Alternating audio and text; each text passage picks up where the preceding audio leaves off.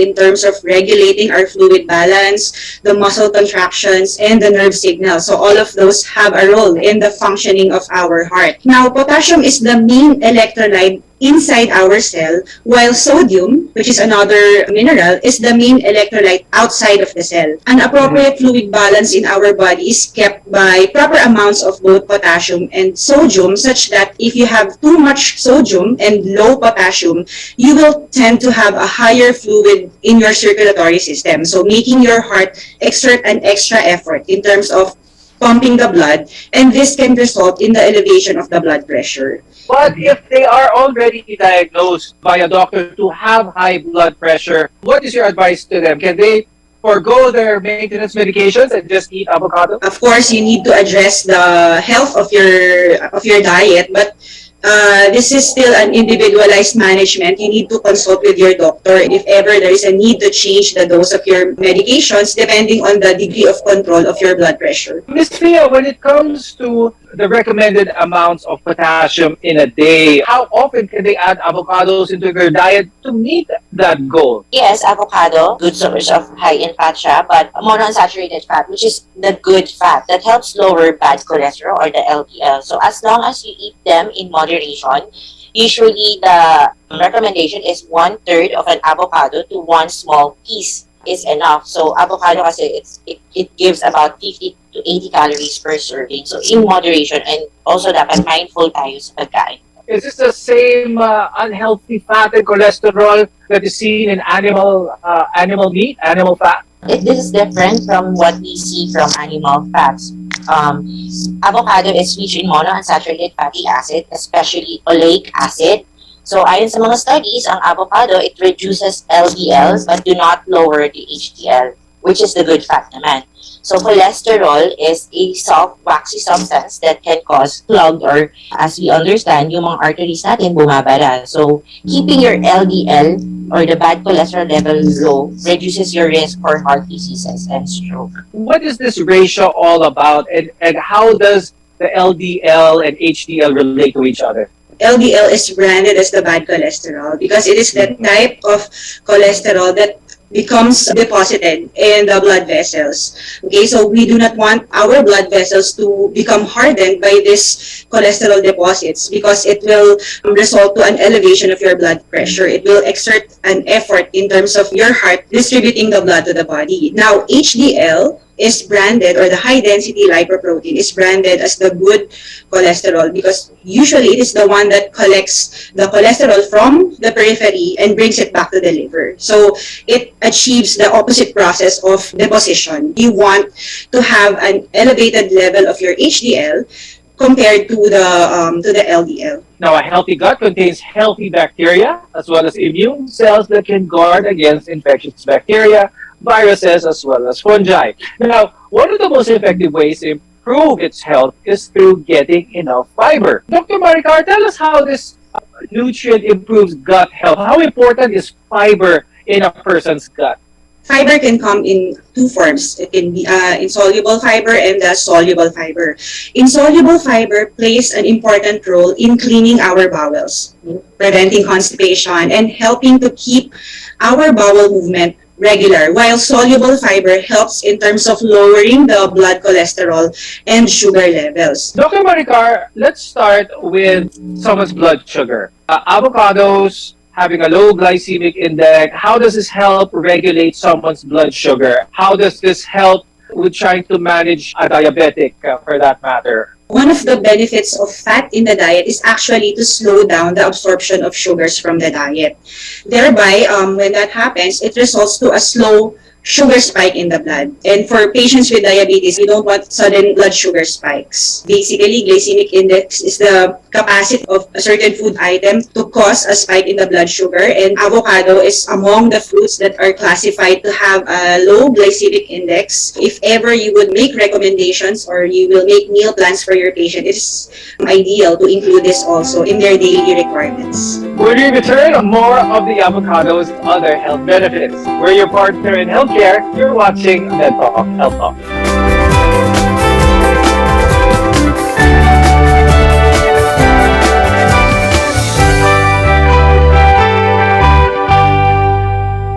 SMC, San Miguel Corporation. Bisag unsang industriya ang sudlan niini, tinguha sa SMC ang pag-uswag o paglambo sa mga Pilipino. Karon, gikan sa SMC, aniya na ang SMC Davao Cement. SMC Davao Cement, gama sa Davao para sa Mindanao. SMC Davao Cement, ato ni Bay. SMC, San Miguel Corporation. Bisag unsang industriya ang sudlan niini, tinguha sa SMC ang pag-uswag o paglambo sa mga Pilipino. Karon, gikan sa SMC, aniya na ang SMC Davao Cement. SMC Davao Cement, gama sa Davao para sa Mindanao. SMC Davao Cement, ato ni Bay. Ito ang RPN, Radio Philippines Network, DXKT 1071 sa inyong mga radyo, ang Radyo Ronda sa Davao.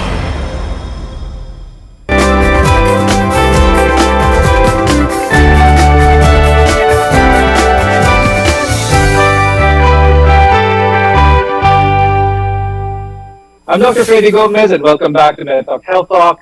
Healthy food promotes healing. As we discussed earlier, those high in potassium can help lower blood pressure and keep our hearts healthy, while those high in fiber can improve our gut health. Now let's talk about anti-inflammatory foods, because these can help reduce inflammation, improve immune function, and lower your risk of certain illnesses.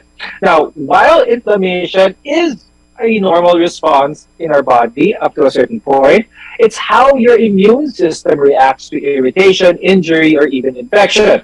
If it lasts too long, it can be extremely harmful. Avocados contain some anti-inflammatory properties that may help relieve some of this. Let's talk about the role of microinflammations have on a person's body, in a person's gut, for that matter. Inflammation is not good. Okay, you do not want to have inflammation in your body because it can have a bad effect in your cells. Okay, so whenever we design diets, we would want to promote something that does not promote inflammation. So what are the food items that usually promote inflammation? Processed foods, or those that are super high in simple sugars. Inflammation is contributory to the development of various diseases in the colon, such as the development of cancer or other ulcerative conditions that result from inflammation. Now, if you are speaking about the blood vessels, the mechanism for or atherosclerosis, or the hardening of your blood vessel walls, is also resultant from inflammation. Avocados are also packed with vitamin C as well as A and E, which have significant antioxidant levels. Ms. Fia, in terms of how many avocados do we need to take in a day, what's your tip for our viewers? How many avocados is good in order to maximize these health benefits of this fruit? The avocado, as being part of the diet, magugulat tayo, ang recommendation is about 1/3 only of an avocado, and it actually will provide enough vitamins and nutrients like fiber on a daily dietary requirement natin is about 20 to 30 grams of fiber per day. So, yung overall intake pa rin yung titignan natin. So, we should still get these nutrients, these vitamins, these minerals from other food sources. Let's talk about antioxidants. Avocados are high antioxidants. When it comes to antioxidants, Dr. Maricar, what is a realistic way to look at how antioxidants work? It prevents oxidation.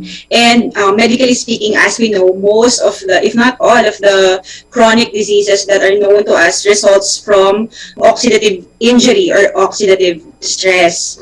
Okay, so how you will relate that to inflammation naman. Inflammation is triggered by this oxidative stress. So when oxidation is prevented, inflammation is also prevented. How is vision health improved with avocado? What is it about the avocado? What does it contain that could improve someone's eyesight? Okay, so lutein is a type of pigment in food that have an antioxidant and anti-inflammatory property. So lutein is usually concentrated in a region of the eyes called the retina, where it acts as a scavenger for harmful compounds. Again, products of oxidative stress. So usually they may damage the eyes if they are not managed accordingly. So if you have a good source of lutein in your diet, you have a lot of scavengers that can prevent injury happening in the area of the eye. Now, Dr. Maricar, another health benefit of avocado is with expectant mothers during pregnancy and in breastfeeding. How does avocado help in this manner naman? Avocado is also a rich source of folate, which is an important vitamin needed in pregnancy to support the developing baby's brain development. Okay, so actually half of an avocado can already meet 14% of a pregnant woman's requirement for folate daily. Ms. Fia, when it comes to folate, how important is this not just for pregnant women but for women in general? Would you recommend that taking a multivitamin would be able to accomplish this goal of getting all these requirements, or getting it from the diet is more recommended? Tinitingnan kasi natin palagi is whole food first tayo muna. So, food first muna tayo. So, kung tingin naman natin na nakukuha natin ng sapat yung nutrisyon na kailangan natin, ng pangangatawan natin, we actually don't need multivitamins unless recommended by your doctor. So, always, it is best to consult with your doctor. As with most things, too much avocado can have some adverse effects. We'll discuss some of these when we return. Your health is our mission here on Medtalk Hook Up. We'll be right back.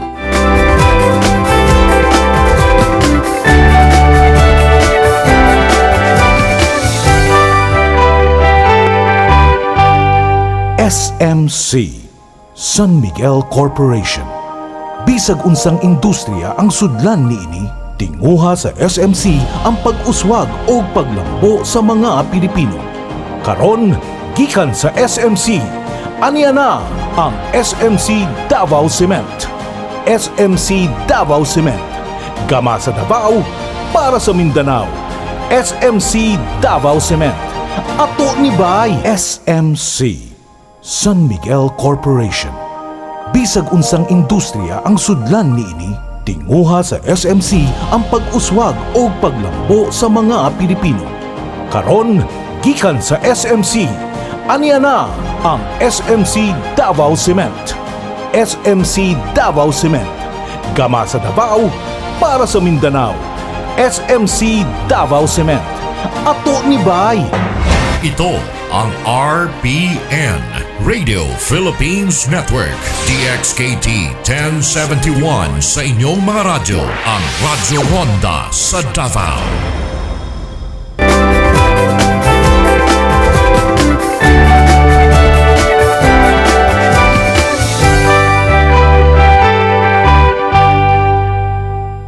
I'm Dr. Freddy Gomez, and you're watching Medtalk Health Talk. Now, many people would be surprised to know that among the many benefits of avocados is that it is great for our skin. Ms. Fia, paano naman nagiging maganda ang pagkain ng avocado para sa healthy skin? Dahil nga ito ay rich in variety of essential nutrients that may prevent the negative effects naman of aging. So, vitamin K, C, E, A, B vitamins, these are antioxidants. And antioxidants, as we all know, may maganda siyang itutulot sa ating mga balat. It's also said that the avocado is a recommended fruit for those who are diagnosed with psoriasis. Dr. Maricar, could you tell us more about this and the link of the benefits of the avocado fruit with psoriasis? Psoriasis is an example of an inflammatory autoimmune disease. So clinically, if you see patients in your clinic, patients with psoriasis presents with red, itchy, scaly patches on the skin, sometimes particularly on the elbows, on the knees, and in the scalp.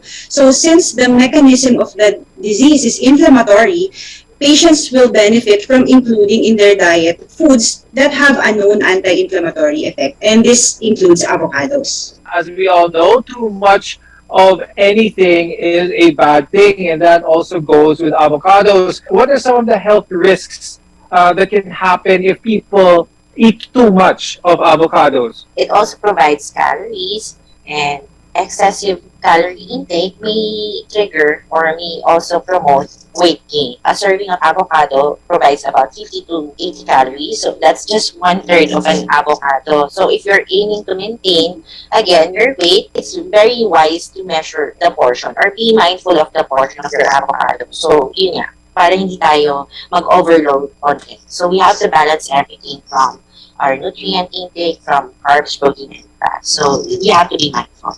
Now, Dr. Maricar, let's talk about those who have an allergy to this fruit. What are some of the symptoms that they may feel? Because there are certain fruits, especially those who have some allergies to bananas, to kiwis. They may also have this allergy with avocados. What are some of the signs and symptoms that may point towards an allergy for this fruit? Speaking about allergies, it is not common to encounter patients who have allergies to avocado. But as we know, usually allergy can manifest in various forms. It can be cutaneous, which can present as itchiness in the skin or the appearance of peels and rashes. So allergy can also manifest as gastrointestinal symptoms. So patients may have feelings of bloatedness or diarrhea. What are some fruits that may have the same amount of nutrients as an avocado, but maybe hindi sila allergic naman doon? What are the other options aside from avocados? Aside from avocados, there are a lot of fruits that we can still take in with good source of fat, but hindi sila same with avocado. We have like kiwi, we also have yung ating mga chico, bananas. So they also have very rich in antioxidant potassium that is also good for our heart, and it can be kung gagamitin naman natin sa cooking, it can substitute avocado when it comes to its creaminess and in kanyang texture. Now, before we go, any final tips or advice for our viewers on how to maintain a healthy overall self? Let us remember that there are general recommendations for a healthy diet, but if you would want something that is more tailor-fit based on your needs, okay, because some people can have special considerations, special requirements. So it's still best to consult your registered nutritionist, dietitian, and physician for you to be able to have a well-designed nutrition and diet plan. And Ms. Fia, any final advice? It should be, yung overall nutrition or diet, it should be individualized. So it's best to consult with a medical nutritionist, dietitian, and also a physician. Kung meron tayong mga medical ailments, we have to address them with a proper supervision with this health medical professions. Thank you very much, Dr. Maricar Escultar-Khan and Ms. Fia Batua Mambuhay for being with us today. We definitely learned a lot more about the benefits, the health benefits of this tiny fruity avocado. Thank you everyone for watching Medtalk Health Talk. I'm Dr. Freddy Gomez and we'll see you again next time.